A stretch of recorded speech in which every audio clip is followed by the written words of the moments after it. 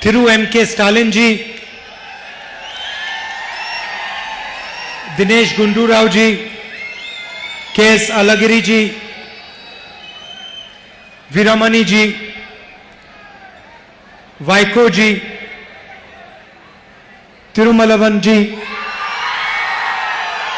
Muthurasan ji, Balkrishna ji, Kadir Mohiddin ji, Jawaharullah ji, Ishwaran ji, all leaders of the Secular Democratic Alliance and our party workers, friends from the press, I'd like to welcome all of you here today.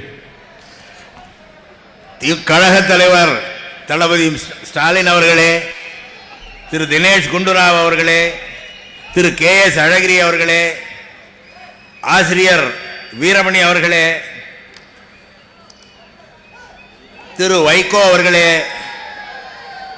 திரு முத்தரசன் அவர்களே, திரு பாலகிருஷ்ணன் அவர்களே, தொல் திருமாவளவன் அவர்களே,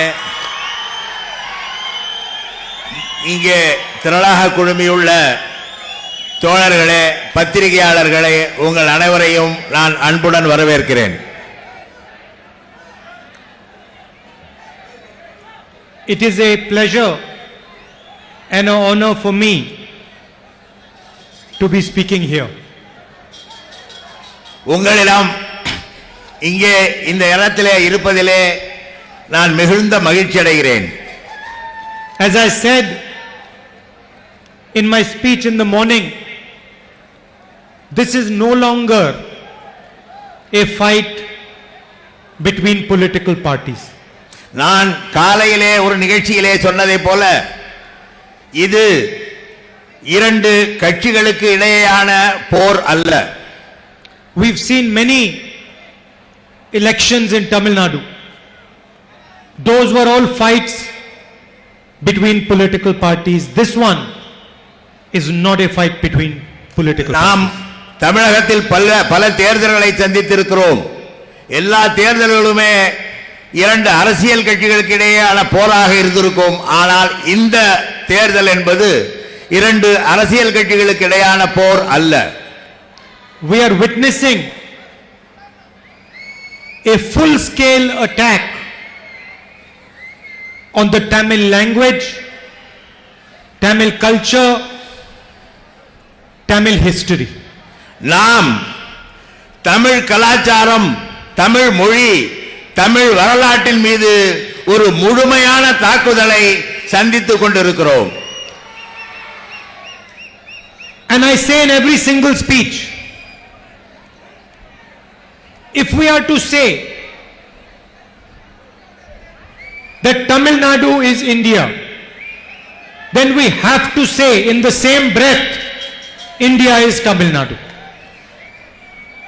நாம் Tamil Nadu India என்று சொன்னோம் என்றால் அதே நிலைப்பாட்டில் இந்தியாவும் தமிழ்நாடு என்று சொல்லித்தான் ஆக வேண்டும். Meaning, any relationship has to be one which is equal, one of love and respect. அதன் பொருள் என்னவென்றால் எந்த ஒரு உறவும் சமநிலையிலே இருக்க வேண்டும். அன்பும் மரியாதையும் ஒருவருக்கொருவர் செலுத்திக் கொள்ளக்கூடிய வகையிலே அமைந்திருக்க வேண்டும். India is a union of states, a union of languages, a union of traditions, a union of religions. India என்பது பல்வேறு மாநிலங்களின் ஒருங்கிணைப்பு, பல்வேறு மொழிகளின் ஒருங்கிணைப்பு, பல்வேறு பண்பாடுகளின் ஒருங்கிணைப்பு, பல்வேறு மதங்களின் ஒருங்கிணைப்பாக விளங்கக்கூடிய ஒன்றாகும். No one idea is superior. எந்த ஒரு சிந்தனையும் ஒன்றை விட உயர்ந்தது என்று சொல்லிவிட முடியாது. No one language is superior. எந்த ஒரு மொழியும் இன்னொரு மொழியை விட உயர்ந்தது என்று யாரும் மாறுதட்டி கொள்ள முடியாது. No tradition is superior. எந்த பண்பாடும் கலாச்சாரமும் ஒன்றை விட ஒன்று உயர்ந்ததாக அமைய முடியாது. They are all equally important for our country. இந்த நாட்டிற்கு நாம் அனைவருமே ஒரே விதமான முக்கியத்துவம் வாய்ந்தவர்களாக விளங்குகிறோம். So I said to you, this is an attack on Tamil Nadu, Tamil culture, but it is also an attack on the idea of India as we know it. நான் இது இன்றைக்கு தமிழ் பண்பாடு மற்றும் தமிழின் மொழியின் மீதான தாக்குதல் என்று சொல்லும் பொழுது ஒன்றுபட்ட இந்தியா என்ற அந்த சிந்தனையின் மீதான தாக்குதலாகவே நான் இதை பார்க்கிறேன். An India that treats Tamil people with disrespect is not India. தமிழர்களை மதிக்காத ஒரு இந்தியா என்பது இந்தியாவாக இருக்க முடியாது. But India that treats Bengali people with disrespect is not India. மேற்கு வங்காள மக்களை மதிக்காத ஒரு இந்தியா என்பது இந்தியாவாகவே இருக்க முடியாது. An India that tries to impose one idea is not the India that I believe in. இந்தியாவை ஒற்றை சிந்தனைக்கு தள்ளிவிடும் முயற்சியும் இந்தியாவுக்கு உரிமையானது அல்ல. For me, all ideas make India. இவ்வளவு என்னை பொறுத்தவரை எல்லா சித்தாந்தங்களும் அனைத்து சித்தாந்தங்களும் தான் இந்தியாவை உருவாக்கி இருக்கிறது. All languages make India. அனைத்து மொழிகளும் தான் இந்தியாவை உருவாக்கி இருக்கிறது. All states, all traditions, all religions make India. அனைத்து பண்பாடும் அனைத்து மொழிகளும் அனைத்து பழக்க வழக்கங்களும் தான் இந்தியாவை உருவாக்கி இருக்கிறது. And I refuse to accept that there is one idea that defines India. நான் ஒற்றை சிந்தனை இந்தியாவினுடைய சிந்தனை என்பதை நான் ஒப்புக்கொள்ள மறுக்கிறேன். That is why I am standing here today. அதனாலே தான் நான் இங்கே உங்கள் முன்னாலே நின்று கொண்டிருக்கிறேன். I am not just defending Tamil language, Tamil culture, Tamil history like Stalinji and others on the stage. நான் தலைவர் ஸ்டாலின் அவர்களும் மற்றவர்களும் இந்த மேடையிலே இருக்கும் மற்றவர்களைப் போல தமிழ் ஒற்றை தமிழுக்காக ஒற்றை தமிழ் இலக்கியத்திற்காக இந்த மேடையிலே நான் நிற்கவில்லை. On one side we are defending Tamil ideas, on the other side we are defending the idea of India, all of us. நான் ஒருபுறம் தமிழ் சிந்தனையை தமிழ் என்கிற அந்த சிந்தனையை ஆதரிக்கும் பொழுது இன்னொரு புறம் இந்தியாவில் உள்ள மற்ற அனைத்து சிந்தனைகளையும் பண்பாட்டுகளையும் மதிக்கிற ஒருவராக இருக்கிறேன். Veeramani ji said something very nice in his speech. Veeramani அவர்கள் ஒன்றை பேசும்போது ஒரு சிறந்த கருத்தை சொன்னார்கள். He spoke about masks. அவர் முகக்கவசம் அணிவதை பற்றி சொன்னார். He said one must wear masks during corona. Corona நேரத்தில் முகக்கவசம் அணிவது முக்கியம் என்பதை எடுத்து சொன்னார்கள். One has to be careful during corona. Corona நேரத்தில் நாம் பாதுகாப்புடன் இருக்க வேண்டும். This is absolutely correct. அவர் மிகச் சரியாக சொன்னார்கள். But I would like to elaborate on the idea in Veeramani's speech about masks. இந்த முகக்கவசம் குறித்து அவர் சொன்ன பேச்சிலிருந்து என்னுடைய கருத்தாக நான் இப்பொழுது உங்களுக்கு தெரிவிக்க போகிறேன். Today we see masks everywhere. இன்றைக்கு நாம் முகக்கவசங்களை எங்கு பார்த்தாலும் பார்க்கிறோம். It is difficult to recognize sometimes what is behind the mask. The mask hides something. இந்த முகக்கவசத்திற்குள் என்ன நிலை இருக்கிறது, என்ன ஓடுகிறது என்பதை நம்மால் புரிந்து கொள்ள இயலாத நிலை ஏற்பட்டிருக்கிறது. You smile at someone, they do not know that you are smiling at them. நாம் ஒருவரை பார்த்து சிரிக்கும் பொழுது நாம் சிரிக்கிறோம் என்பது கூட அவர்களுக்கு தெரியாத நிலை ஏற்படுகிறது. You do not know if they are smiling back at you. அவர்களை பார்த்து மறுபடியும் நாம் சிரிப்பதற்கு முயன்றாலும் அது அவர்களுக்கு தெரிவதில்லை. And this is what you have to understand about the AIDMK. அதிமுகவை பற்றி நீங்கள் தெரிந்து கொள்வதற்கு இதனை நீங்கள் முதலில் தெரிந்து கொள்ள வேண்டும். This is not the old AIDMK. Please do not be confused. இது பழைய அதிமுக என்று யாரும் எண்ணி விடாதீர்கள், நம்பி விடாதீர்கள். This is a AIDMK with a mask on top of it. இப்பொழுது இருக்கிற அதிமுக என்பது முகக்கவசம் அணிந்த ஒரு AIADMK. It looks like the AIDMK. இது அதிமுகவை போல தோற்றத்திலே இருக்கிறது. But if you take off the mask, you will find that it is not the AIDMK behind the mask. It is the RSS BJP behind the mask. அந்த முகக்கவசத்தை கழற்றுகிறீர்கள் என்றால் அது அதிமுக அல்ல, அது RSS BJPயின் கலவையான ஒரு முகம்தான் உங்களுக்கு தெரியும். That old AIDMK is dead, it is gone, it is finished. பழைய அதிமுக என்பது போய்விட்டது, இறந்து விட்டது, முடிந்து விட்டது. It is now a hollow shell which is controlled by the RSS and the BJP.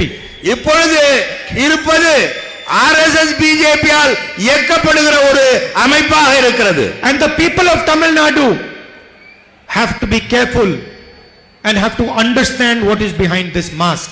and why this mask is on. இந்த தமிழ்நாட்டு மக்கள் ஒன்றை புரிந்து கொள்ள வேண்டும். இந்த முகமூடிக்கு பின்னாலே என்ன இருக்கிறது என்பதையும் ஏன் இந்த முகமூடி என்பதையும் அவர்கள் புரிந்து கொள்ள வேண்டும். See, no Tamil person wants to bow in front of Narendra Modi. ஒரு தமிழர் கூட நரேந்திர மோடிக்கு முன்னால் தலைகுனிந்து நிற்பதற்கு விரும்புவதில்லை. No Tamil person wants to touch Amit Shah's or Mohan Bhagwat's feet. ஒரு தமிழர் கூட அமித்ஷாவையோ அல்லது மோகன் பகவத்தையோ சந்தித்து பேசுவதற்கோ அவர்கள் பேச்சை கேட்பதற்கோ விரும்புவதில்லை. So the question is, why has the current chief minister submitted to the RSS, to Modi, to Shah? என்னுடைய கேள்வி எல்லாம் அந்த நிலையில் ஏன் ஒரு முதலமைச்சர் மோடியும் அமித்ஷா அவர்களுடைய காலடியிலே விழ வேண்டும் என்று கருதுகிறார் என்பதுதான். Because no Tamil person will happily do that. ஏனென்றால் ஒரு தமிழர் கூட அந்த செயலில் மகிழ்ச்சியுடன் இறங்க மாட்டார்கள். It is against his culture, against his tradition. இது நம்முடைய பண்பாட்டுக்கும் நம்முடைய நடைமுறைக்கும் எதிரான ஒன்று. The chief minister of Tamil Nadu does not want to bow in front of Modi. He has to bow in front of Modi. தமிழ்நாட்டு முதலமைச்சர் மோடியின் முன்னாலே தலைகுனிந்து நிற்க விரும்ப மாட்டார். அவர் இப்படி ஒரு முதலமைச்சர் இப்பொழுது அதை விரும்புகிறார். And he has to bow in front of Narendra Modi because Narendra Modi controls the ED, controls the CBI, and the chief minister of Tamil Nadu has been corrupt. ஏன் இந்த முதலமைச்சர் மோடியின் முன்னாலே தலைகுனிந்து நிற்க விரும்புகிறார் என்றால் மத்திய அரசாங்கம் புலனாய்வு துறையை அவர்கள் வசம் வைத்திருக்கிறது, பொருளாதார குற்றவியல் துறையை அவர்கள் வசம் வைத்திருக்கிறது. இவர் தவறு செய்திருக்கிறார், தன்னை காப்பாற்றிக் கொள்ள அவர் முன்னாலே தலைகுனிந்து நிற்கிறார். He has no choice but to bow in front of Narendra Modi. அவர் நரேந்திர மோடிக்கு முன்னால் தலைகுனிந்து நிற்பதை தவிர அவருக்கு வேற எந்த வாய்ப்பும் இல்லை. He has to bow in front of him. அவர் முன்னாலே தலைகுனிந்துதான் நின்றாக வேண்டும் என்ற நிலையிலே இருக்கிறார். But remember, he is not paying the price for that surrender. ஆனால் ஒன்றை தெரிந்து கொள்ள வேண்டும், அவர் அந்த தலைகுனிவு நிற்பதற்கான விலையை அவர் கொடுத்தாக வேண்டும். Every time you see him on the stage with the Prime Minister, with Amit Shah, remember, he is not paying the price. ஒவ்வொரு முறையும் அமித்ஷா முன்னிலையிலும் மோடி முன்னிலையிலும் தலைகுனிந்து மேடையிலே முதலமைச்சர் நிற்கும் பொழுது அதற்கான விலையை அவர் கொடுக்கவில்லை.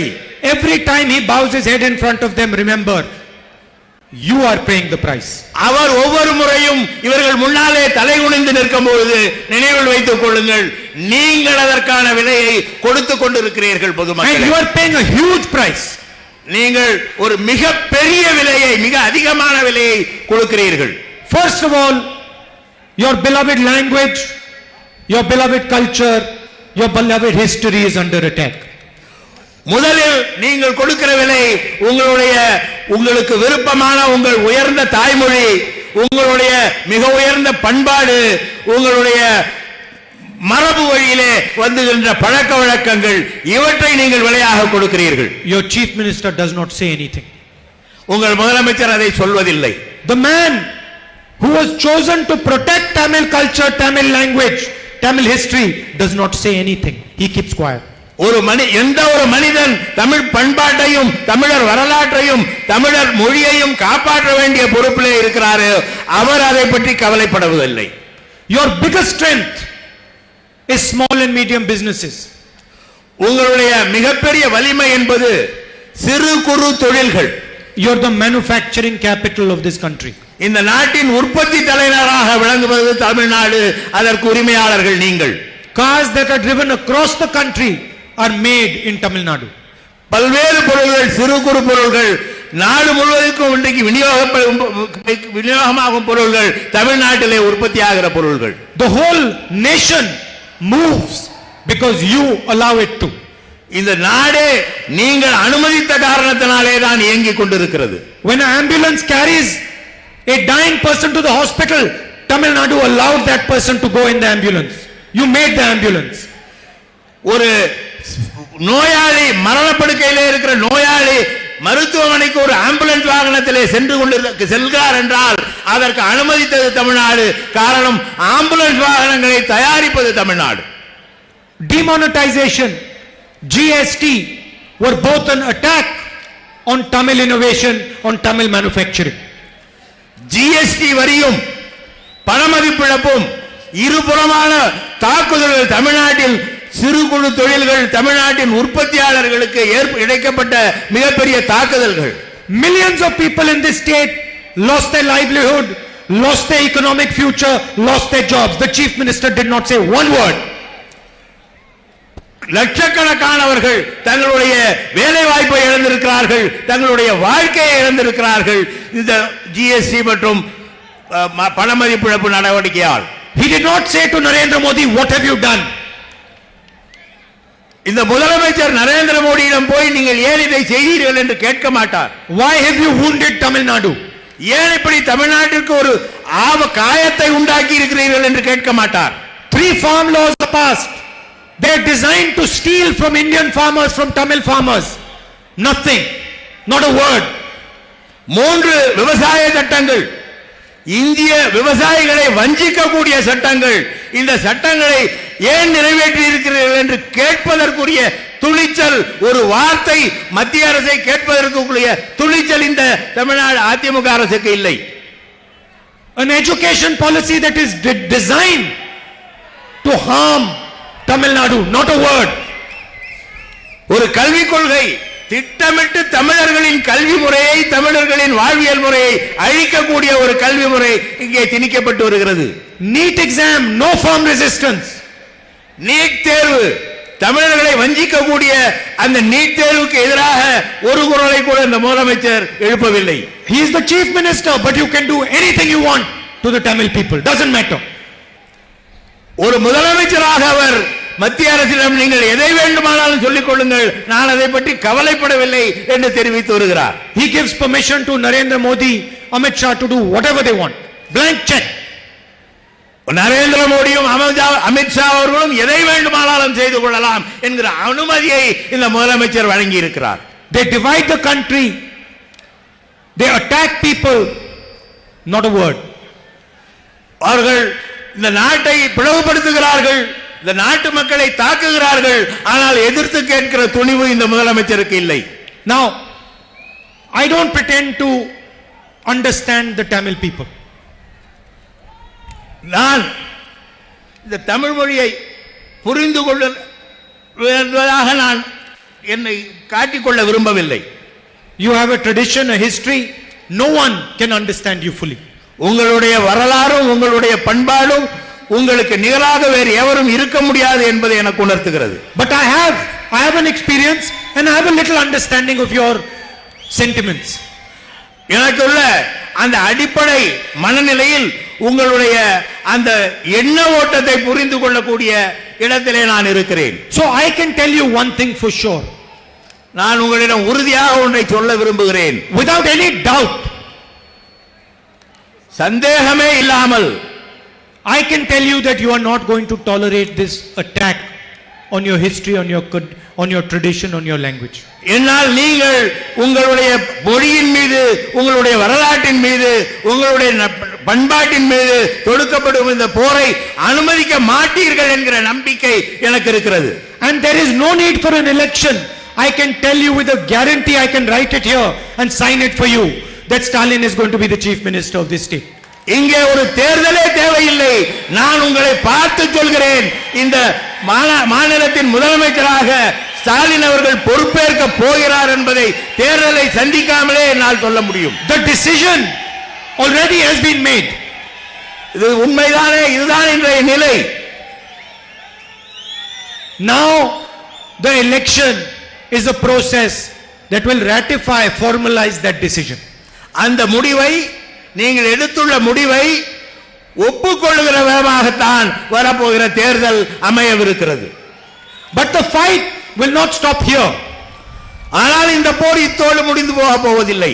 Remember, just because we have stopped the RSS and the BJP from entering Tamil Nadu does not mean they are gone. நாம் ஆர்எஸ்எஸ்ஐயும் பிஜேபியும் தமிழ்நாட்டிற்குள்ளே நுழைய விடாமல் தடுத்து விட்டதனாலேயே அவர்கள் மறுபடியும் நம்மை தாக்க முயற்சி மாட்டார்கள் என்று எண்ணிவிடக் கூடாது. They have unlimited resources, unlimited money. அவர்களிடம் ஏகப்பட்ட பணம், சொல்வதற்கரிய அளவுக்கு பணம், அதே போல அவர்களுடைய சக்தி, அவர்களுக்கு ஆட்கள் இருக்கிறார்கள். They will try again and again. மீண்டும் மீண்டும் இங்கே நுழைவதற்கு முயற்சி செய்வார்கள். And the only way to stop them is first to stop them in Tamil Nadu, then to remove them from Delhi. முதலில் அவர்களை தடுப்பதற்கான ஒரே வழி, முதலில் அவர்கள் தமிழ்நாட்டிற்குள் நுழைவதை தடுத்தாக வேண்டும், பிறகு அவர்களை டெல்லியில் இருந்து அப்புறப்படுத்தி ஆக வேண்டும். Because remember, they are not only damaging Tamil Nadu, they are damaging this whole country. அவர்கள் தங்களுடைய பணியை இந்த தமிழ்நாட்டை மட்டும் மோதல் போக்கை கடைபிடிக்கவில்லை, இந்த நாடு முழுவதும் அதை செய்து வருகிறார்கள். Every single state is feeling what Tamil Nadu is feeling. ஒவ்வொரு மாநிலமும் இந்த பாதிப்பில் அகப்பட்டு கொண்டு தவிக்கிறது.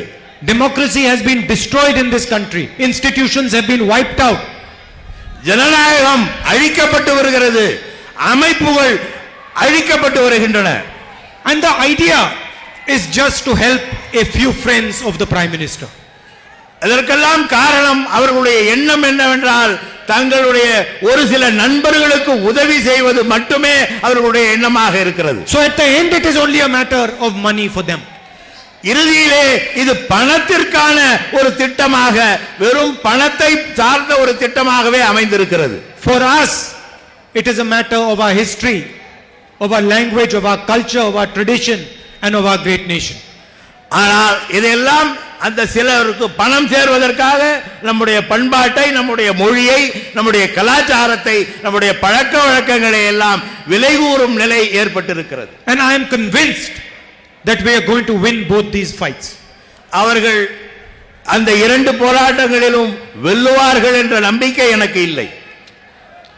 My experience with Tamil people is very, very simple. தமிழர்களுடன் எனக்குள்ள அந்த உறவு, அவருடைய அனுபவம் என்பது மிக எளிமையான அனுபவம். And it is not just my experience, it is what I have seen with my family. இது என்னுடைய அனுபவம் இல்லை, நான் உங்களை பார்த்து அறிந்து கொண்டது. With my grandmother, with my father. என்னுடைய பாட்டியாருடன், என்னுடைய தந்தையாருடன். If we have given this much love to the people of Tamil Nadu, they have given back this much. நாங்கள் ஒரு சிறிய அளவு தமிழகத்தின் மீது அன்பு செலுத்தினோம் என்றால் தமிழகம் மிக பெரிய அளவிற்கு எங்கள் மீது அன்பு செலுத்தும் என்பதை நாங்கள் கண்டிருக்கிறோம். If you give this much affection, you get double the affection back. நாங்கள் ஒரு சிறு அக்கறையை தமிழ்நாட்டின் மீது செலுத்தினால் மிகப்பெரிய அளவுக்கு எங்கள் மீது தமிழகம் அக்கறை செலுத்தும் என்பதை நாங்கள் உணர்ந்திருக்கிறோம். If you give this much respect, you get this much respect back. குறைந்தபட்ச மரியாதையை தமிழர்கள் மீது நாங்கள் காட்டினால் மிக அதிக அளவு மரியாதையை அவர்கள் எங்களுக்கு திருப்பி காட்டுவார்கள் என்பதை நாங்கள் அனுபவ ரீதியாக உணர்ந்திருக்கிறோம். So I am very clear in my mind. The only relationship I want with Tamil people is one of respect, love and affection. ஆகவே என்னுடைய முடிவு என்னவென்றால் தமிழர்களின் உள்ளத்தில் இடம்பெறுவதற்கு மரியாதையும் பாசமும் அன்பும் மட்டுமே கருவியாக விளங்குகிறது. This is what Narendra Modi and the RSS do not understand. இதைத்தான் நரேந்திர மோடியும் ஆர்எஸ்எஸும் புரிந்து கொள்ளவில்லை. They do not understand that there is no other relationship you can have with the Tamil people. இதை தவிர, அன்பு பாசம் இவற்றை தவிர வேறு எந்த உறவு முறையும் தமிழர்களை அணுகக்கூடிய உறவு முறையாக இருப்பதில்லை என்பதை அவர்கள் உணர்ந்து கொள்ளவில்லை. The only relationship possible is one of respect, love and affection. இது ஒரே வழி, மரியாதை, பாசம், அன்பு என்பதுதான்.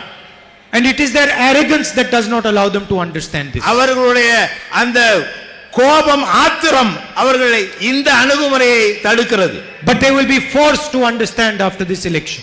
இந்த தேர்தலுக்கு பிறகு இதை நாம் அவர்களுக்கு புரிய வைப்போம்.